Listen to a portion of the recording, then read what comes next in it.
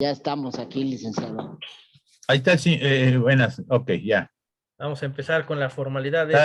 Saludos, Pedro, saludos, Fernando, saludos, Sergio, Ricardo Ortega, señorita Carla, Diamán Aguirre, Ángeles Hernández, Irma Rodríguez, David Cristian, Julio Castillo, Soledad y Mara.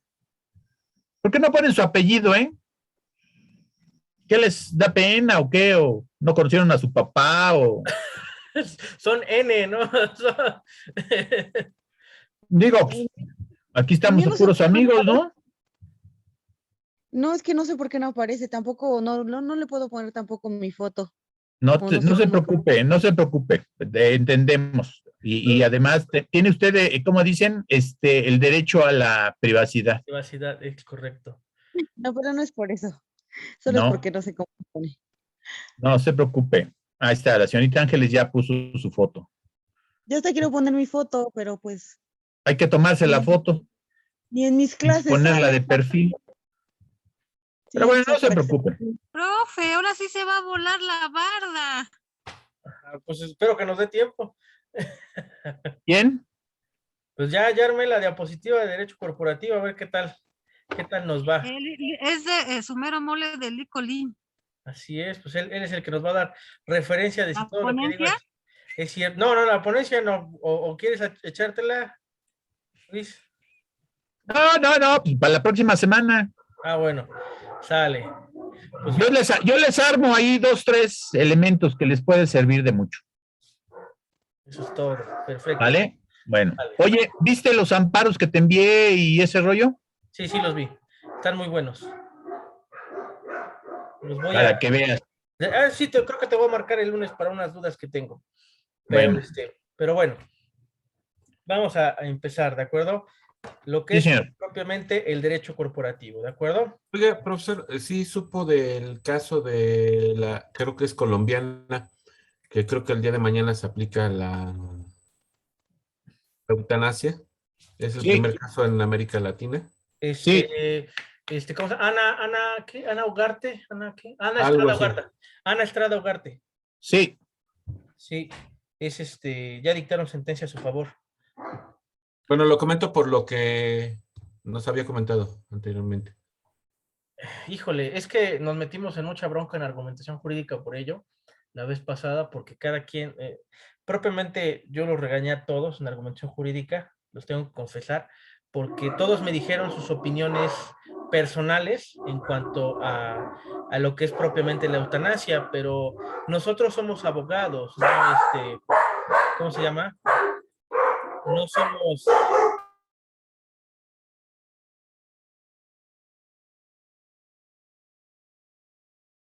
Les pido una disculpa por los perritos, pero es que andan un poquito inquietos. Entró un perro.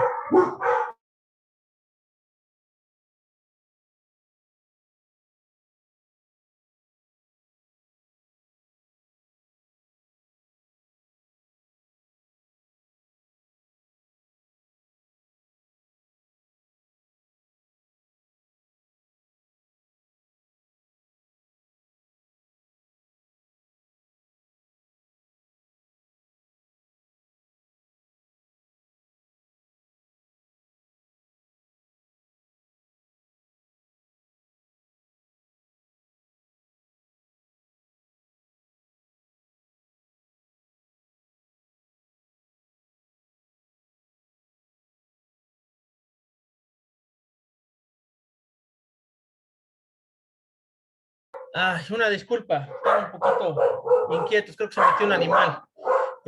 Bueno, ok. En cuanto a lo que le decía, yo lo regañé a sus compañeros debido a que pues todos versaron sus opiniones religiosas, sus pensamientos literarios, sus argumentos propios, ¿de acuerdo?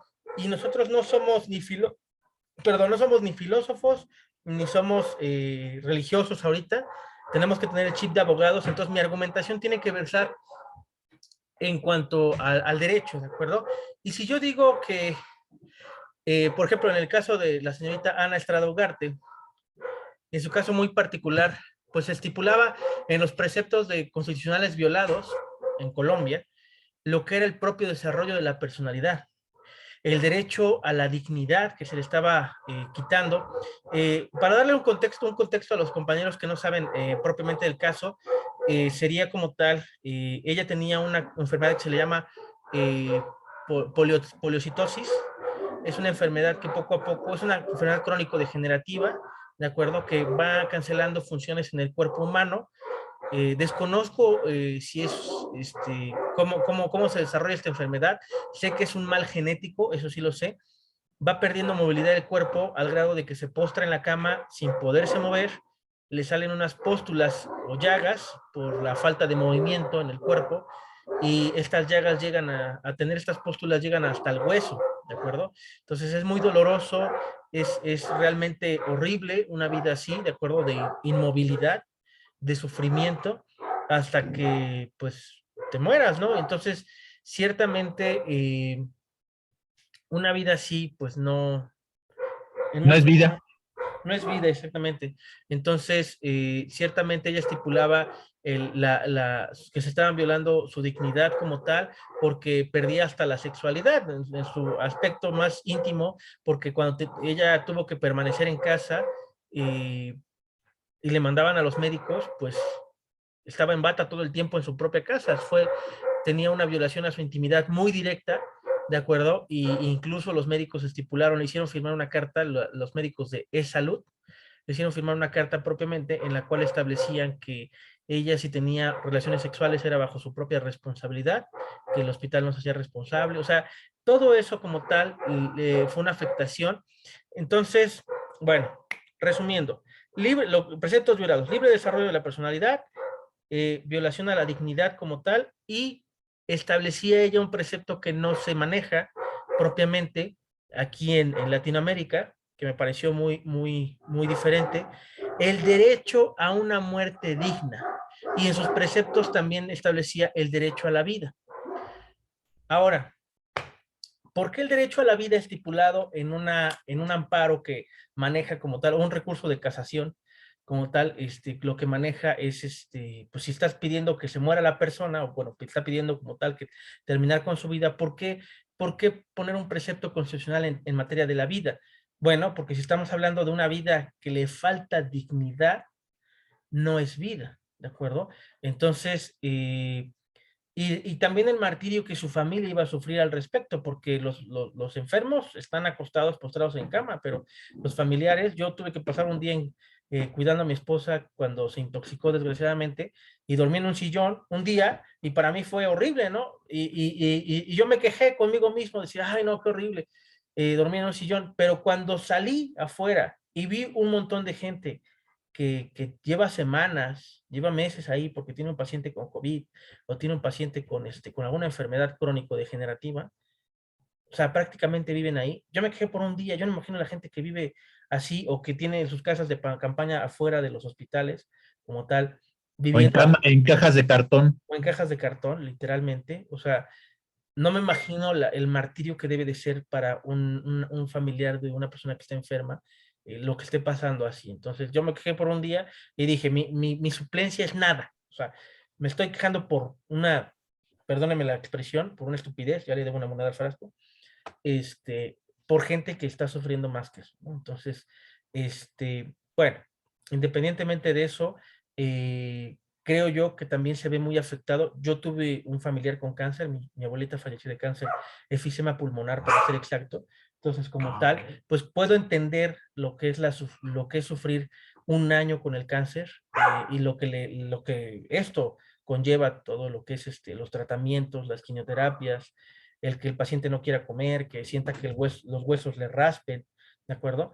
Entonces, sí lo puedo entender, que no es una vida digna, porque mi abuelita era una mujer, era un mujerón, era una señora que pues, sacó adelante esta hermosa casa que tengo hoy en día, y que me dio una gran educación moral, civil y todo, hasta religiosa, lo puedo decir. De hecho, por ella agarré el seminario en algún momento.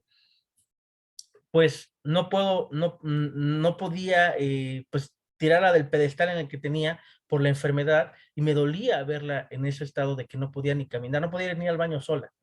Y no saben lo horrible que es para la persona que tiene ese orgullo, esa moralidad tan alta, tener que decirle a su nieto que la lleve al baño, Que la limpie. que la limpie, que le lleve la vacinica, que le cambie el pañal. Yo no tenía ningún problema, pues era mi abuelita, o sea, yo tenía bien entendido que yo iba a cuidarla hasta que los últimos de sus días, ¿no? Entonces, yo no tenía problema con eso, pero para ella era un pudor muy grande, se sentía muy mal, se sentía muy deprimida al respecto. Y pues en el lapso de un año, un 2 de enero de hace aproximadamente 10 años, pues mi abuelita nos dejó, y, y si hubiera existido la posibilidad en ese momento, yo estaba apenas estudiando, estaba yo un año de salir de la carrera, si hubiera podido tener la posibilidad, o hubiera tenido el ingenio para llegar a un recurso de amparo en esa materia para que ella no sufriera, yo lo hubiera hecho, sin lugar a dudas. O sea, y si ella me lo hubiera pedido, también lo hubiera hecho. Yo lo manejo de esa perspectiva, desde que lo viví. A lo mejor me estoy yendo por el lado emocional, pero por el lado legal, ciertamente es muy difícil, pero yo creo que echándole todas las ganas, bueno, no todas las ganas, está mal empleada esa palabra, echándole todo el argumento jurídico válido, creo que podríamos hacer un precedente aquí en México, no en Latinoamérica, aquí en México, al respecto de, pero se necesitaría una verdadera fundamentación muy fuerte. El licenciado Luis difiere de mí, pero No, yo difiero por razones obvias. a ver, O dime. sea, ¿cómo explicarte? Quizás yo estoy en un error. No tenemos verdades Y absolutas. cada circunstancia es eh, similar, pero distinta. Porque hay personas que consideran, ay, ¿cómo? No sé, para mí es primordial el respeto a la vida.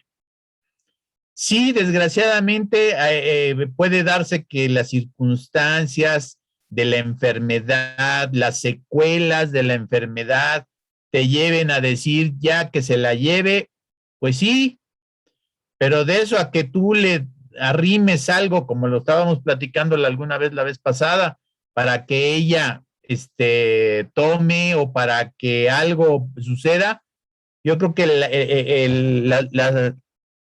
la ley está privilegiando la vida, ¿sí? Por eso no hay un derecho al bien morir. Hay unos inicios más o menos respecto de no la eutanasia como tal, pero sí de que le proporcionen los elementos necesarios para que no sufra, es decir, que la ceden o que la pongan en coma hasta que hagan lo posible. Pero de eso a que le retiren la medicina o algo, no se puede. Es la verdad. Entonces yo por eso difiero. O sea, hay que privilegiar la vida hasta donde se pueda, pero que las causas sean ajenas a ti, porque si no estaríamos haciendo, valga la expresión, lo estaríamos matando con el fin de que no sufran. Es mi posición, ¿no? Tenemos una cuestión un poco diferente, pero bueno, vamos a darle al corporativo, licenciado.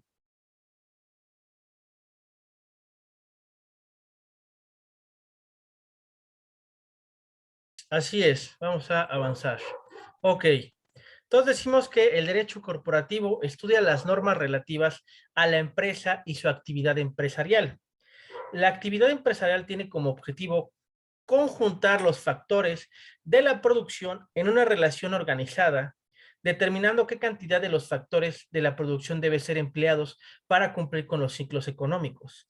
Las normas relativas al funcionamiento de la empresa son disímbolas y derivan de las diversas categorías de derecho que han creado a lo largo del tiempo, cada uno partiendo de posturas interpretativas y con la finalidad de resolver problemáticas particulares. por ejemplo, podríamos decir que el abogado corporativo tiene que conocer, no podríamos decir, diríamos que el abogado corporativo tendría que conocer todas las normas de protección civil, tendría que conocer, tendría que tener al personal capacitado o hacer la gestión para que el personal esté capacitado, combate contra incendios, ¿de acuerdo? Primeros auxilios como tal, que cumpla con las normas de tener un extintor cada determinados metros, ahorita no me acuerdo cada cuántos metros es. Cada 3 metros. ¿Cada 3 metros? Ok. Cada 3 metros, tener como tal detectores de humo, de empresa, o tener De aspersores. gases. Ajá, ¿cómo se llama? Ajá, detectores de humo o gases, como tal, cumplir con la cuota de emisiones atmosféricas también, o sea, si nuestra empresa genera como tal CO2, pues tenemos que ir al cumplimiento de reducir ese CO2 en un porcentaje que nos establece la norma también, ¿no? También lo que producimos como residuos material sólido, también tendríamos que tener un manejo de él y una venta del mismo también, con su factura. Destino confinado. Destino confinado o venta como tal, dependiendo el tipo de material, ¿de acuerdo? Entonces, Aguas residuales. las aguas residuales, el manejo de aguas residuales, ¿de acuerdo? El manejo ¿cómo se llama? De los desechos. De los desechos líquidos, de los desechos sólidos, de los desechos radioactivos, en el dado caso que tengamos, el tratado con Semarnat, también parece el tratado, ¿cómo se llama? Para los desechos residuales o los sólidos también, hay que tener el conocimiento de Semarnat al respecto de cómo se normatiza ese tema, ¿no? Entonces, el abogado corporativo tiene que tener una gama muy amplia, y si la empresa Muy amplio. es internacional, también tener derecho internacional implícito en el estudio del abogado corporativo, el derecho internacional privado y el derecho internacional público al respecto, y también un manejo del idioma pues del país de origen de la empresa, en dado caso, ¿no? Las normas oficiales. Las normas oficiales, la ley aduanera, ¿cómo se llama? Los tratados, por ejemplo, si la empresa comercia con Canadá o con Estados Unidos, tener conocimiento del TECMEC, de cómo funciona, qué puedes mandar, qué no puedes mandar. Si vas a mandar algo a la Unión Europea como tal, pues conocer el ACC3, que es el tratado que se tiene en materia de exportación aérea, ¿de acuerdo? El tipo de manejo de productos que se pueden mandar, cómo se pueden mandar, el embalaje del producto.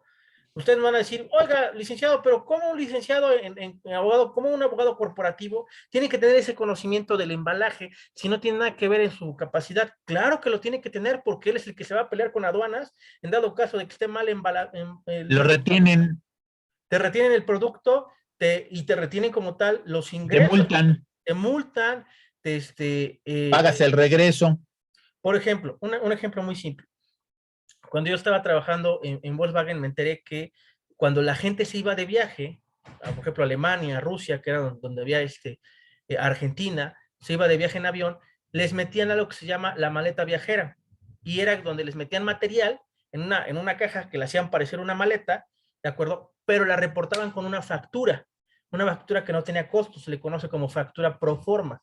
Esta factura no causaba efecto porque en aspecto aduanero no causaba un impuesto, porque decía que el producto iba a conmutarse de planta a planta, por ejemplo, ¿no? Y aprovechaban que esa persona se iba a ir y le decían, en lugar de llevarte 2 maletas, te vas a llevar nada más una, y te vas a llevar una por parte de la empresa, ¿no? Y la vas a entregar allá. Entonces, sí había este tema, en tema de embalajes, lo que le decían la maleta viajera, y mandaban producto, ya sea material que se iba a ocupar para la creación de un prototipo en otro país, y que el material se tenía aquí en México, porque aquí en Puebla tenemos la segunda planta más grande, la primera pues obviamente está en Alemania, ¿de acuerdo? Entonces, En Stuttgart. Wolfsburg. Wurzburg. Ay, con unos nombres alemanes horribles. Bueno, entonces, el abogado corporativo tiene que tener conocimiento de todo eso. Es una gama muy amplia. Si ustedes creen que el derecho penal y el derecho civil son muy amplios, o propiamente el derecho penal es muy amplio, no, el abogado corporativo se la lleva de calles. Realmente es muchísimo más amplio, porque aparte de tratados internacionales mercantiles que tiene que conocer también, si existiera una violación en materia de derechos humanos por un material que no se fue, porque una persona de aduanas decidió que no, pues hay una afectación, o que una persona que iba a ir también de viaje en materia de dar una conferencia o algo así, y no lo dejaron salir, pues también él se tiene que ir a pelear, ¿de acuerdo? Entonces, dependiendo del tamaño de la empresa, va a ser el tamaño de los golpes que se va También el tamaño de los honorarios que causa. Así es, también depende de los honorarios causados. Ahora, un abogado corporativo, se los voy a aclarar, propiamente tiene que comprender también lo que es el compliance, ¿de acuerdo? Y el compliance tiene la materia de lo que es la honestidad de los trabajadores. El código de conducta lo tiene que crear el abogado corporativo, el código de conducta de la empresa, ¿de acuerdo? Que tiene que ser conocimiento público también, el código de conducta. También tiene que manejar lo que son los correos privados, en materia de que si le quieren avisar que está sucediendo algo, pues sea manejada la información con privacidad. El manejo de la información. Manejo de la información, los avisos de privacidad, ¿a quién se los piden? Los contratos, ¿a quién se los piden? Al abogado. El de recursos humanos no va a ser el contrato, porque el de recursos humanos recluta al personal, lo capacita a la mejor, pero quien hace el contrato es el abogado corporativo. Cuando ustedes escuchan, el apoderado legal de la empresa o el representante legal de la empresa es el abogado corporativo propiamente, ¿de acuerdo? Entonces, esta figura va a hacer todo eso. La verdad es que yo les puedo decir, el licenciado Luis fue abogado corporativo, yo no lo fui, yo estuve en otra área, pero conocí a los abogados corporativos de la empresa de Volkswagen, y era un chorro de gente, o sea, era muchísima gente la que estaba involucrada, porque era demasiado trabajo. No se daba abasto un año para todos los procesos que tenían que hacer y todas las revisiones que tenían que hacer, ¿no? Y delegaban muchas funciones a otras áreas porque no podían acabar, porque si no, no les daba el año para acabar todas las funciones que tenían que hacer. O sea, debe de haber un abogado por cada área. Casi, casi. Casi. No puedes conocer todo. No se podía. Entonces, Yo trabajé en Avon Cosmetics. Pues ahí está. Entonces, el licenciado Luis fue el representante legal de Avon Cosmetic. Entonces, ciertamente, no me va a dejar mentir el licenciado Luis, que la verdad es que el trabajo es inmenso, pero así como es inmenso, es de bien remunerado. Pero se tiene que tener conocimiento muy amplio, muy amplio. También, por ejemplo, si la empresa transporta por vía terrestre, hay que conocer con cuánto tiene que estar asegurado mínimo, los seguros también, el negociar los seguros de los vehículos, si es que tenemos vehículos. Si contratamos vehículos externos, que estos vehículos cumplan con nuestras normas que solicitamos, para que a la hora de que se vuelque el camión, pasó algo, se quedó dormido, pues no sea pérdida total nuestro material. De todas maneras, viene el salvataje, que es opera en materia de seguros. Es decir, es la forma en que van a recuperar el material, si está en buen estado, si se puede usar, y etcétera.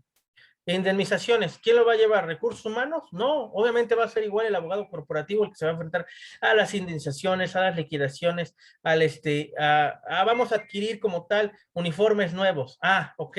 Y este uniforme cumple con las normas de seguridad, porque si estamos hablando en materia de vehículos, tienen que ser material antiestático, ¿no? Para cumplir con la norma, ¿de acuerdo? Si estás hablando de productos si vas a manejar productos de comida, por ejemplo, o de embalaje de comida, pues propiamente tienen que tener pues, su red en la cabeza, ¿no? Hoy en día, pues, su careta, su cubrebocas, sus guantes, ¿de acuerdo?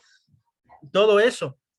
Para que las empresas volvieran a operar, el abogado corporativo tenía que conocer todas las normas que tenía que cumplir la empresa para poder reabrir sus puertas, que tener el gel antibacterial, que tener los tapetes sanitizantes, que tener los sanitizantes, que tener ¿cómo se llama? Este personal que sanitiza las áreas. Lo del aire. Estar oxigenadas las áreas con los ventiladores necesarios. O sea, todo eso propiamente lo tuvo que haber investigado el abogado corporativo para llevarlo a cabo en la empresa. Entonces, dense cuenta de que es una magnitud muy grande, muy amplia, lo que es ser abogado corporativo. No es en Chila Mesta, no es como ser un mercantil, o ser un civilista, o ser un penalista, o ser un constitucionalista. Lleva más complejidad porque maneja muchas áreas del derecho. Maneja mercantil propiamente, porque pues, es a lo que se dedican las empresas, ser mercantiles propiamente. Se dedica a ser civilista también, porque maneja problemas entre particulares. Se dedica al derecho privado particular, corporativo. Al derecho corporativo, al derecho privado internacional, al derecho público internacional, Es muy amplio y sus fuentes son demasiadas y estar actualizándose también es una friega. O sea, yo no me imagino, Liceo Luis tuvo que actualizarse por lo menos una vez al año, mínimo, como para poder entrarle a los fregadazos en materia Por de eso me normas. metí a estudiar la maestría. Los ISOs, también tener cumplimiento de los ISOs, tener cumplimiento de las normas, tener cumplimiento de los, ¿cómo se llaman estos que son después de los ISOs? Bueno, es más, hasta contratar al personal bombero que capacite al personal en combate contra incendios tiene que estar certificado. Para crear las brigadas en contra de incendios y implementar el protocolo. Así Debe es. de haber cuántos tipos de alarma, dónde debe de estar, en caso de que haya una explosión, en caso de que haya un fuego, en caso de que haya un cortocircuito, quiénes son las brigadas de primeros auxilios. Comprar los chalecos para que los tenga el personal, que el personal tenga su constancia de DC3, que tomó el curso y armar la carpeta para que si viene Protección Civil, acá están, mira, acá están los DC3 de cada uno de mi personal y hay que Protección Civil se venga a pelear con cada uno de ellos, a ver, sí lo tiene, no lo tiene, sí lo tiene, no le hace falta, sale, ¿no? Si no vienen las multas y también enfrentar las multas, también eso es un... Pelearlas, o sea, apelarlas de que no está mal fundamentada, está mal motivada. Si le suena a derecho penal, sí va por el mismo lado, ¿de acuerdo? Si la ley no fundamenta, si la autoridad no fundamenta y motiva correctamente, ¿qué podemos hacer? Ampararnos, ¿no? Primero el principio de definitividad, hay que combatirlo con el recurso. Así es, primero agotar el principio de definitividad, pero bueno, o sea, es a grosso modo, no le estoy dando la clase propiamente de No, pero para que entiendan. Eso sí. Se llama una introducción. Y miren, no hemos pasado de la primera hoja. Bueno. Dígale, licenciado, restan 7 minutos. Ok, si se corta, ya saben, regresamos con el mismo enlace, por favor, para que podamos seguir con esto del abogado corporativo. Qué raro que nadie le hayan salido dudas. Bueno, el derecho corporativo puede ser definido como la rama del derecho empresarial que estudia y regula la gran empresa y su incidencia en las ramas del derecho. Una empresa va a incidir en prácticamente todas. A lo mejor derecho penal no, a menos que le roben a la empresa. Un empleado le roba a la empresa. Pues o un automóvil. Un automóvil, lo que sea, mobiliario, un montacargas, lo que sea. Ahí propiamente, ¿quién va a llevar la denuncia? ¿Quién va a llevar la querella? Pues el abogado corporativo, ¿sale? Ahora, el derecho corporativo es la rama del derecho que se centra en las empresas y en todo lo relacionado con ellas, desde un punto de vista legal. Es decir, las distintas clases de sociedades, la relación de la empresa con los consumidores, el análisis de la tributación o la contratación mercantil. Ahora, yo les decía el otro día que en el contrato civil y el contrato mercantil son dos cosas muy diferentes, ¿de acuerdo? Cuando yo contrato a personal es un contrato civil. Cuando yo contrato a una empresa, a un proveedor para que como tal me lleve fletamento, es un contrato mercantil de fletamento, ¿de acuerdo? O sea, que me lleve material de un lugar a otro. De transporte. Un contrato mercantil de transporte, ¿de acuerdo? Entonces, hay diferencias, y hay diferencias en obligaciones y responsabilidades. Uno está amparado ante el Código Civil y otro está amparado ante el Código de Comercio, propiamente, ¿de acuerdo? Entonces, ahí es donde radica el tema de las obligaciones que van a ir al respecto de cada cosa, ¿de acuerdo? En materia de consumidores, en materia de lo que anteriormente se conocía como outsourcing, ¿de acuerdo? De subcontratar a otra empresa, también el abogado corporativo esas relaciones laborales las tenía que llevar, las tenía que saber dominar y tenían que conocer al respecto. Hoy en día, como se acaba esta materia del outsourcing, pues ya se maneja una materia de competencias o una materia de ya no te voy a subcontratar, ya te voy a contratar para que tú me hagas esta pieza y ya nada más me pasas el costo de esta pieza o ya te la compro directamente a ti. Ya lo manejamos de otra manera.